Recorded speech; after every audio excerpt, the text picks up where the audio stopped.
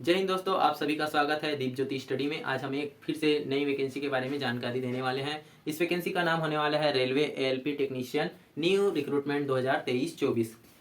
LP मतलब होता है असिस्टेंट लोको पायलट, जो एक तरह का ट्रेन का ड्राइवर होता है, जो ट्रेन को ड्राइव करता है। टेक्नीशियन जो कि मेंटेनेंस का कार्य करता है, रेलवे में मेंटेनेंस का कार्य करता है।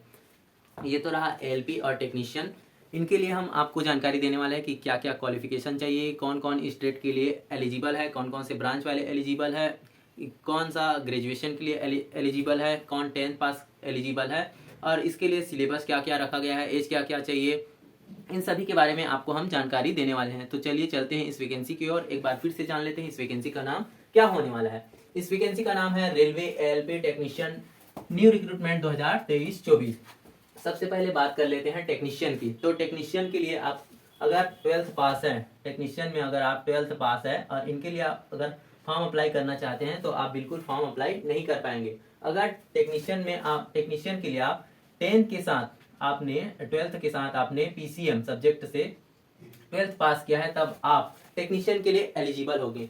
पीसीएम मतलब होता है फिजिक्स केमिस्ट्री मैथ्स, जो कि आपने 12वीं में सब्जेक्ट लिया था, ठीक है, तब आप टेक्नीशियन के लिए अप्लाई कर पाएंगे। इसी प्रकार बात करते हैं एलपी के लिए क्या क्या क्वालिफिकेशन चाहिए। तो एलपी के लिए आपने अगर टेंथ के साथ आपने आईटीआई किया है, 10th के साथ आपने आईटीआई किया है, तो आप एलपी के लिए एलिजिबल रहने वाले हैं। तो इस बार नोटिफिकेशन में 15 ट्रेडों को शामिल किया गया है। पहले 15 ट्रेड से ज्यादा ट्रेड शामिल था, लेकिन इस बार कम कर दिया गया है ट्रेडों को, ठीक है। तो जान लेते हैं कौन कौन सा ट्रेड है जो कि 10th के बाद 10th और आईटीआई, तो आईटीआई में कौन कौन से सब्जेक्ट शामिल किया गया है। सबसे पहले बात कर लेते हैं फीटर है, फिर दूसरे नंबर में आता है इलेक्ट्रीशियन है, फिर है इंस्ट्रूमेंट मैकेनिक है, फिर मिल राइट है, मेंटेनेंस मैकेनिक है, मैकेनिक रेडियो एंड टेलीविजन, फिर इलेक्ट्रॉनिक मैकेनिक, फिर मैकेनिकल मोटर व्हीकल, 8वां नंबर पे है वायरमैन है, फिर 9वां नंबर में है ट्रैक्टर मैकेनिक, फिर आर्मेचर एंड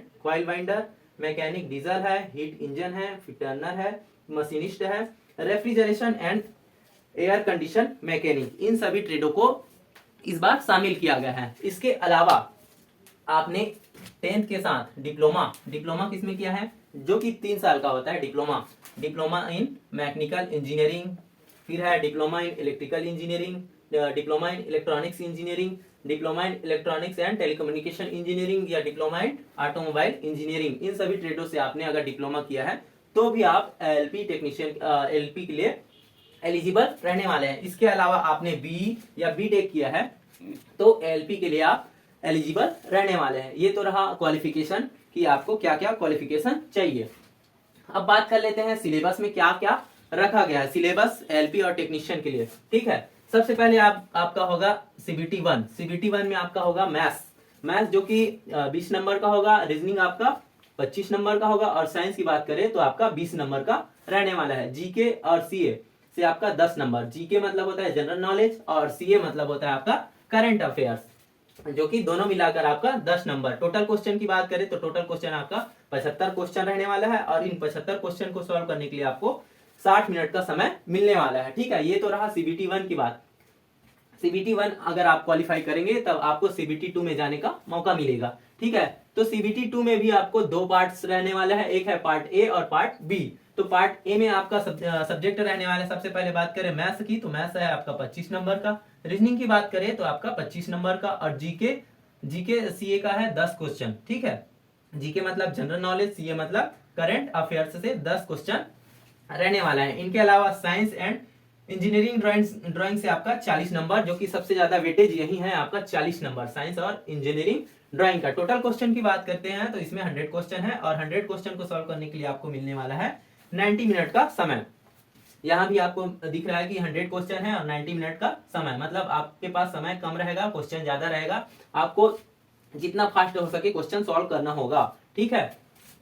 यहाँ पे वेटेज आपका 40 नंबर है। सबसे कम वेटेज आपका जीके और सीए में, इसमें ध्यान नहीं देना है, आपको सबसे ज्यादा ध्यान देना है मैथ्स में, रीजनिंग में और इंजीनियरिंग ड्राइंग साइंस में। इन सभी तीनों सब्जेक्ट में सबसे ज्यादा आपको फोकस करना है। अब पार्ट बी की बात करते हैं, तो पार्ट बी में आपका ट्रेड रिलेटेड क्वेश्चन आएगा। टोटल क्वेश्चन की बात करें तो 75 क्वेश्चन होगा, और इन 75 क्वेश्चन को सॉल्व करने के लिए आपको मिलने वाला है 60 मिनट का समय।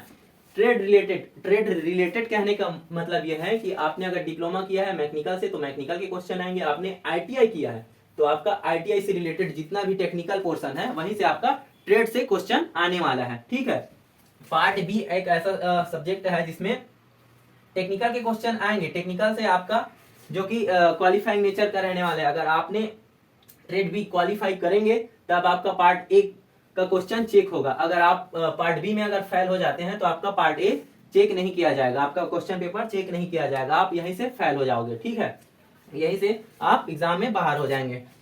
अब बात कर लेते हैं इसमें अगर आप 75 क्वेश्चन है तो इसमें आपका 75 में आपको 35% इसका लाना होगा। ठीक है, जो कि क्वालिफाइंग नेचर का रहने वाले। अब बात कर लेते हैं मेरिट बेस कैसे बनता है, मेरिट कैसे बनता है। ठीक है, तो पार्ट ए का 70%, पार्ट ए का 70%। सबसे पहले आप सीबीटी 1 क्वालिफाई करेंगे, सीबीटी 1 क्वालिफाई करने के बाद आएंगे सीबीटी 2 जिसमें पार्ट ए और पार्ट बी होगा।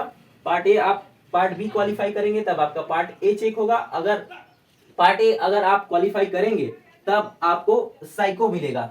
साइको किनको मिलेगा? जो एलपी के लिए प्रेफरेंस दिए हैं उनको साइको क्लियर करना होगा। साइको का इसमें वेटेज रहने वाला है 30%। तो आपका मेरिट ऐसे तैयार होगा, एक है 70% आपका पार्ट ए का नॉन टेक का रहेगा और 30% आपका साइको का रहने वाला है। टोटल है 100%। तो 100% में आपने कितना परसेंट गेन किया है इसी के हिसाब से आपका मेरिट तैयार होगा।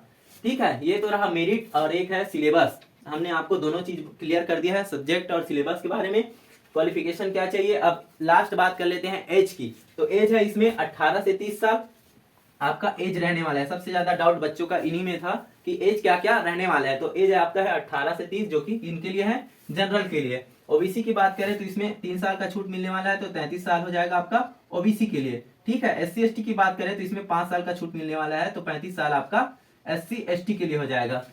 ये रहा एज क्राइटेरिया। तो हमने सब संपूर्ण जानकारी आपको बताया कि किन किन ट्रेडों को शामिल किया गया है। इसमें 15 ट्रेड है और एलपी में डिप्लोमा और बीटेक भी इसमें शामिल है और कुछ और चेंज होने की संभावना है। तो कंप्लीट जानकारी हमने आपको बताया कि part A, part B, part और सीबीटी 1 क्वालिफिकेशन और ट्रेड। तो मेरे द्वारा दी गई जानकारी अगर आपको अच्छा लगे तो प्लीज मेरे चैनल को आप लाइक शेयर सब्सक्राइब करें। धन्यवाद।